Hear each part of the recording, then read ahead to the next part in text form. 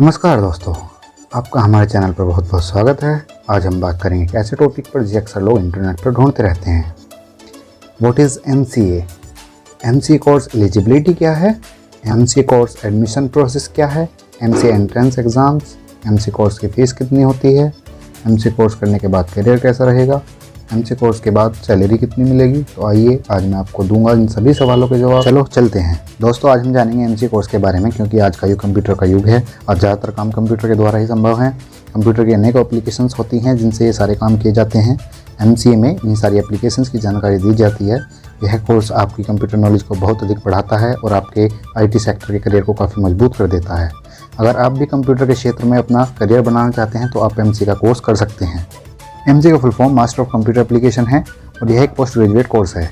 MCA की degree students के लिए बेहतर और तेज एप्लीकेशन विकसित करने के साधनों के साथ साथ काम करने का अवसर प्रदान करती है। यह को IT सेक्टर में भी जॉब प्रदान करने का अवसर देती है। MCA कोर्स में कंप्यूटर प्रोग्रामिंग लैंग्वेज के अपडेशन के लिए कंप्यूटर एप्लीकेशंस बनाने या उनके विकास के बारे में स्टडी की जाती है। इसके अलावा MCA कोर्स में एडवांस एप्लीकेशंस के लिए बेहतर टूल्स के विकास के बारे में भी बताया जाता है। बात करेंगे हम MCA कोर्स के लिए क्वालिफिकेशन क्या होनी चाहिए। MCA एक मास्टर डिग्री कोर्स है। इसमें एडमिशन के लिए आपको पहले अपना बैचलर डिग्री कोर्स कंप्लीट करना होता है।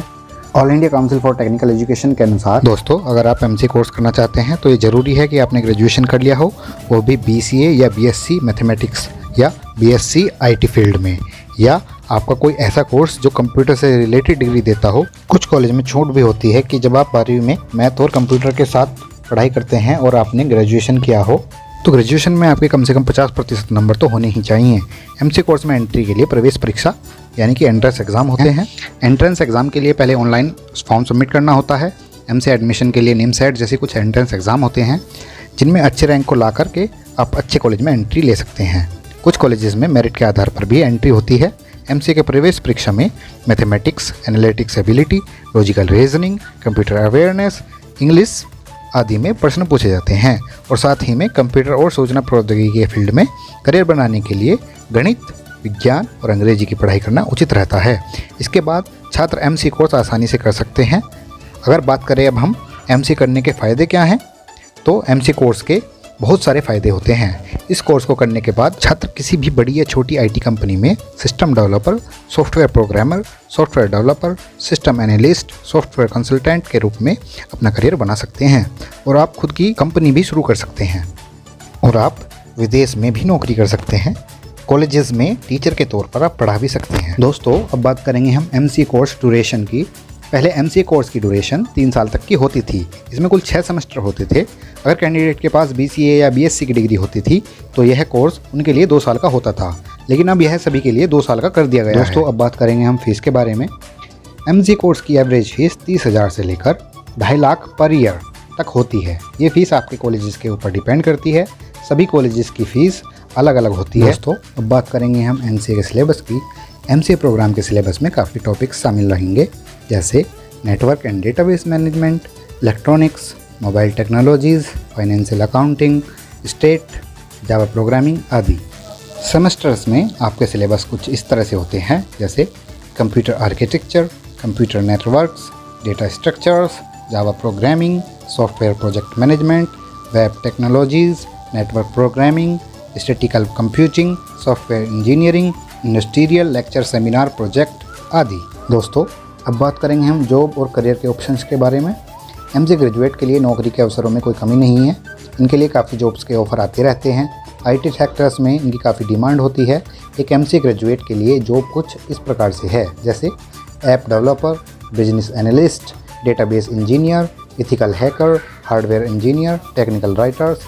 MCA डिग्री हासिल करने के बाद कई सारे जॉब प्रोफाइल हैं जिसे आप अपना बना सकते हैं, जैसे network engineer, project manager, software consultant आदि। MCA ग्रेजुएट की कुछ हाई प्रोफाइल जॉब हैं, जैसे hardware engineer, data scientist, IT architect, web designer end developer, software consultant आदि। तो MCA करने के बाद सैलरी का सवाल आता है, तो MCA करने के बाद आप आराम से 20 से 30 हज़ार रुपये की नौकरी पा ही जाते हैं और बाद में अनुभव के साथ साथ कंपनी के हिसाब से पेमेंट ले सकते हैं। इसके अलावा खुद का बिजनेस भी चला सकते हैं। अब बात करें MCA के बाद करियर की संभावनाओं की, तो MCA कोर्स करने के बाद छात्रों को कई फील्ड में रोजगार मिल जाता है।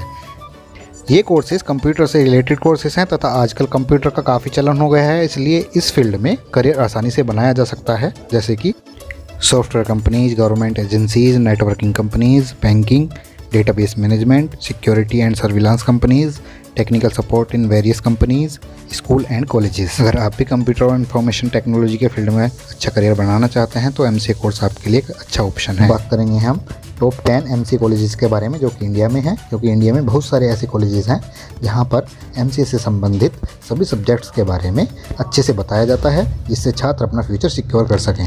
नंबर 1 पर आता है Indian institute of technology Roorkee. Number 2 पर आता है Jawaharlal Nehru university new Delhi. Number 3 पर आता है Punjab agriculture university Ludhiana. Number 4 पर आता है मद्रास क्रिश्चियन कॉलेज चेन्नई। 5 पर आता है the Oxford college of science Bangalore. Number 6 पर आता है KJ Somaiya institute of management studies and research Mumbai.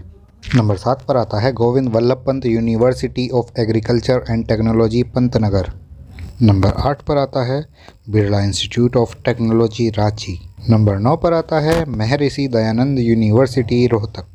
Number 10 पर आता है देवी अहिल्या यूनिवर्सिटी इंदौर। तो दोस्तों ये थी एमसी कोर्स के बारे में बहुत सारी जानकारी।